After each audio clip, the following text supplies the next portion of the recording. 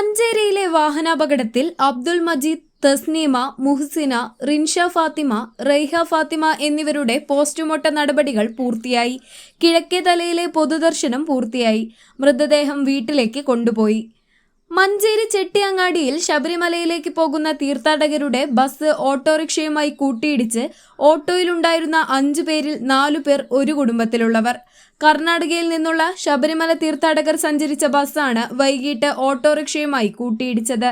Auto driver മഞ്ചേരിക്കടുത്ത് Payyanad Thadaparambu സ്വദേശി Puthuparambil Abdul Majeed, auto യാത്രക്കാരായ Pullur Kizhakkethala സ്വദേശി മുഹ്സിന, സഹോദരി കരുവാരക്കുണ്ട് വെളയൂർ മുഹമ്മദ് റിയാസിന്റെ ഭാര്യ തസ്നീമ, മക്കളായ റൈഹ ഫാത്തിമ, റിൻഷ ഫാത്തിമ എന്നിവരാണ് മരിച്ചത്.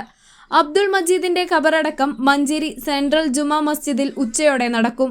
മരിച്ച മുഹ്സിനയുടെ ഖബറടക്കം മഞ്ചേരി താമരശ്ശേരി ജുമാ മസ്ജിദിലാണ് നടക്കുക. തസ്ലീമയുടെയും അവരുടെ 2 കുട്ടികളുടെയും ഖബറടക്കം വിളയൂർ ജുമാ മസ്ജിദിൽ നടക്കും. കിഴക്കേതലയിൽ പൊതുദർശനം പൂർത്തിയായി.